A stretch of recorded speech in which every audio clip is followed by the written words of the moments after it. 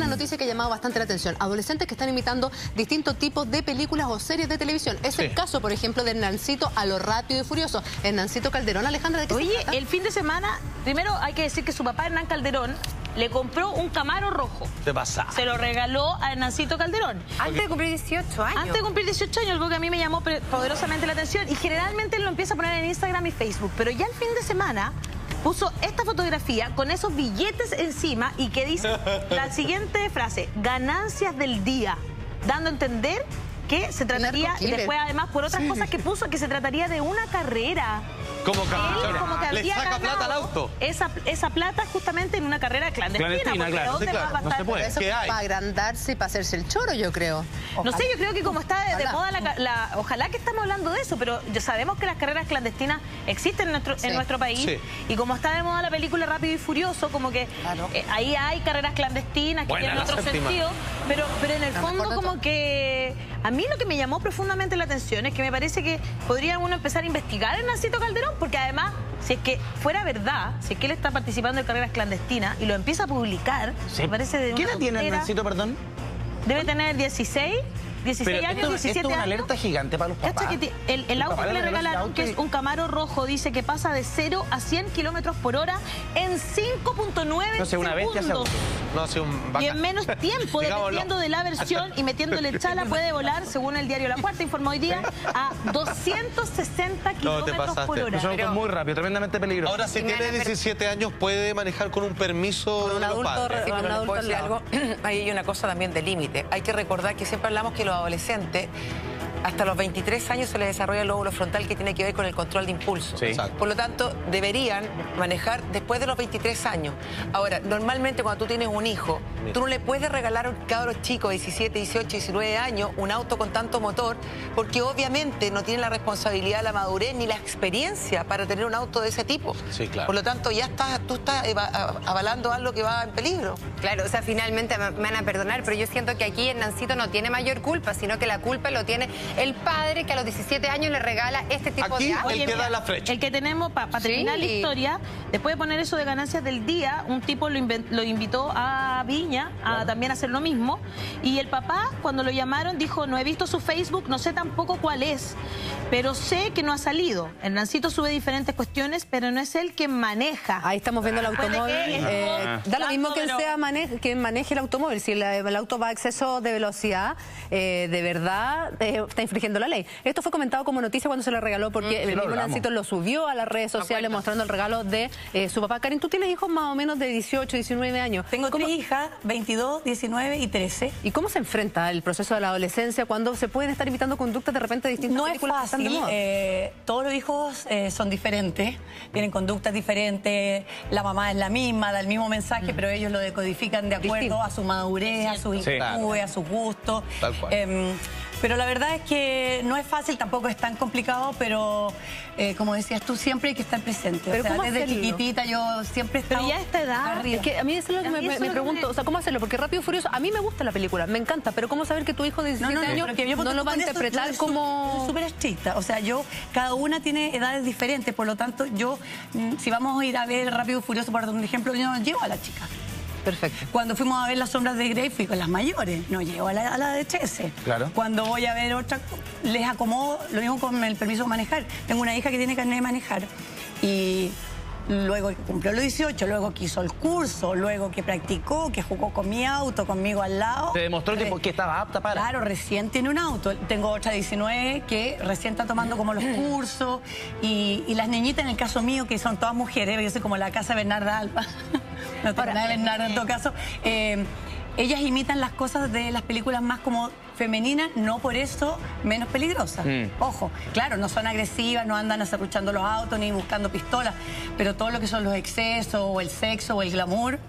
Lo que pasa es que estamos viendo casos que son como extremos. También esto se junta con lo que sucedió ayer, lamentablemente, en España, tengo entendido que en Barcelona, con este joven de 13 años que era fanático de The Walking Dead y que finalmente crea él mismo una ballesta, entra a su colegio, le dispara a su profesora, trata de matar a su hija, a la hija de la profesora, y posteriormente hiere de muerte con un puñal a un profesor, precisamente del mismo establecimiento, y todo porque él lo había anunciado y porque era fanático de The Walking Dead. Entonces, ¿qué es lo que está pasando? Porque siempre se ha discutido respecto a si la serie o las películas influyen efectivamente o no en el comportamiento de nuestros hijos que pueden llegar a imitarlo. Son casos extremos, pero el caso de este niño de España es terrible porque él llegó, él se hizo su propia ballesta. Pero O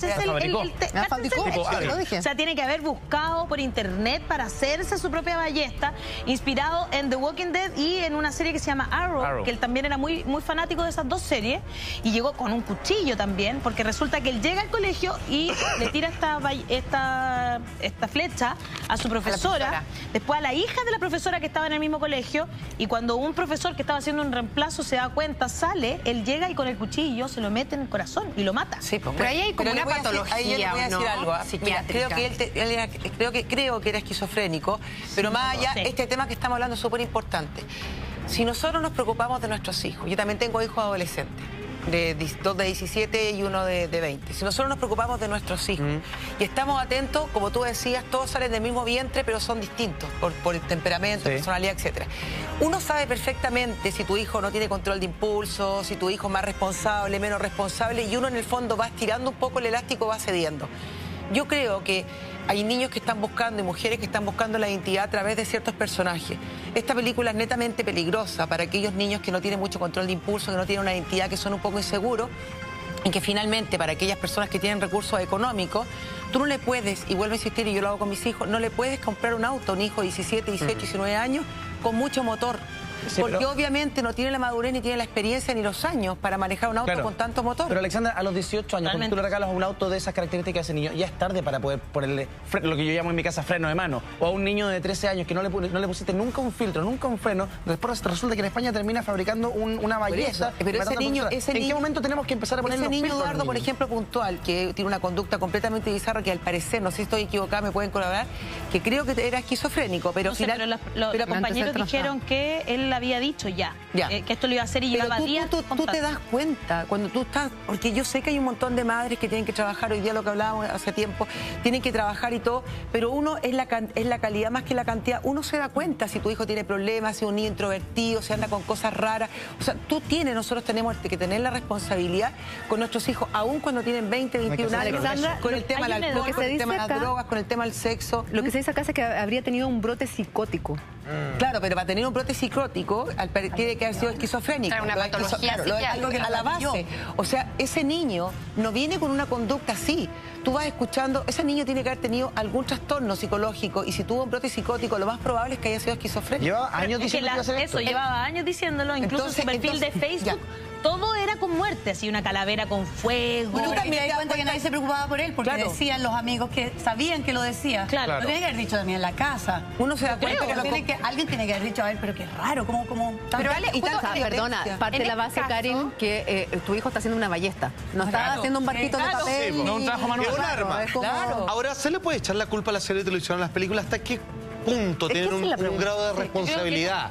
Lo que pasa es que, vuelvo a lo mismo, ahí tiene que ver con la educación nuestra, cuánto tiempo permitimos que nuestros hijos estén frente a un televisor, cuánto tiempo nosotros permitimos desde chicos que ven. Por ejemplo, si nuestros hijos están expuestos permanentemente a series que dan hoy día, que las ven en el computador, súper violentas, lo más probable, mucho más frágil y más inseguro, lo más probable es que van a tomar ese rol, que se crean el cuento de esta violencia y que no tienen control de impulso, podrían tener más acceso a repetir una conducta así. Por eso, por ejemplo, en este caso, que era un chico agresivo, que ya tenía una patología, que me imagino que hay mucha gente en su casa que ya reconoce que su hijo es más agresivo, que le cuesta controlar el impulso. ¿Qué hacemos? ¿Los privamos de este tipo de series, como por ejemplo esta, de que se basó este niño un poco, como que se inspiró para hacer este asesinato? Hay que dosificar. ¿Los privamos? Sí, espérate. Nosotros estamos hablando solamente de los hombres violentos, pero también las niñetas, cuando empiezan, que son más frágiles, que tienen problemas de autoestima y empiezan a ver la figura a través de la televisión de cuerpos que ni siquiera son reales porque están operados, etcétera, y llegan a hacer una anorexia. ¿Qué es lo que hay que hacer? Hay que estar siempre frente. Esto igual de las series que tiene que ver con las drogas, con las amistades, con las fiestas, con los carretes. Y a veces más silencioso, Lo que hay que hacer es estar, primero, la comunicación, segundo, dosificar lo que tú preguntabas, la serie, conversar que estas cosas le pueden exacerbar la conducta. Un niño que es agresivo de por sí no puede tener acceso a ver ese tipo de películas. Pero, por ejemplo, siempre hay una etapa de los niños en que como que se obsesionan con algo, ¿cachado? Que no sé. Sí, les da con algo. Entre los 3 y los 4 años, como que se saben de memoria una película. La ven. Luna. Cars, no sé qué. Empieza como que se vuelven loquitos con esa cuestión. ¿En qué momento, a qué edad eso ya no debería suceder? Porque uno igual tiene uno igual ve niños que son obsesionados con ciertos temas. Lo que pasa es que uno tiene que observar, porque el tema lo hablamos hace poco del TOC, que no es menor. Uno tiene que ir observando poco a poco a los hijos. Desde chiquitito, cuando empiezan a coleccionar muchas cosas, les da, como decías tú, de edades más tempranas, después siguen evolucionando 6, 7 años, cuando son muy estructurados con la pieza, no le puedes cambiar. Y cuando les da, tú dices, podríamos estar frente a un niño que está desarrollando un TOC. Y en esos casos pedir ayuda a temprana edad. Y ahí la estamos haciendo mal. Por ejemplo, cuando le ponemos la cama de Carl, el plumón de Carl, la almohada de Carl. Como que los papás también incentivamos un poco esas cosas. ¿No estamos haciendo mal ahí? Como que genera obsesiones, ¿no? Sí, pues genera obsesiones. Ahora, ayudando más encima. Me lo empujáis para allá. Recordemos que las obsesiones también se gatillan cuando hay angustias porque el hogar es disfuncional, cuando pasan cosas y uno se adhiere a un objeto y lo idealiza, como la película. Pero mira, ¿qué diferencia ves tú en lo siguiente? Por ejemplo, cuando uno ve una película de acción, de alguna manera uno puede hacer todo tipo de proyección al personaje principal, que maneja un auto súper rápido, que dispara flecha, en fin. En los casos de los juegos de video, donde tú controlas el personaje y tú decides atropellar, matar, ¿hay una diferencia respecto al grado de interactividad de los videojuegos que solo ver una película? Sí, pues, pero esos juegos se han hecho estudios que son extremadamente, que te pueden exacerbar. Ponte tú que tu hijo aquí lo venden con calificación, lo venden con... nace con una patología que no está desarrollada, porque finalmente incluso la esquizofrenia se puede gatillar a los 20, 20 en la adolescencia, sí, ¿no? Claro. Pero también a los 20 y tantos años. Y tu hijo que ya viene con una cierta patología, con algunos genes, o de padres violentos, y está frente a esto, que está matando, etcétera, etcétera, y que después se encuentra con un profesor que no tiene atención de los padres, que tiene una carencia, se le puede exacerbar una conducta así. O sea, yo he escuchado y he tenido pacientes que la mamá, y transversal, a todo nivel socioeconómico, la mamá le ha pillado un cuchillo entre la mochila. O sea, tú te imaginas que y ha llegado con un cuchillo al colegio. ¿Por qué? Porque ese niño va creando y generando rabia, no tiene control de impulso, los padres no los entienden, no he escuchado padres muy restrictivos que le prohíben todo, donde no hay diálogos de conversación. Se repite la dinámica en el colegio y finalmente, ¿qué piensa? Entra en mente emocional y dice, aquí...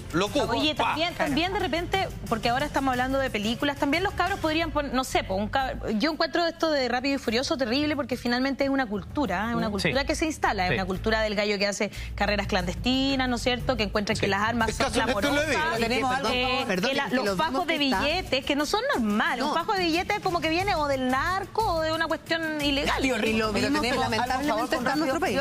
Acuérdense que el protagonista murió por exceso de velocidad. Sí.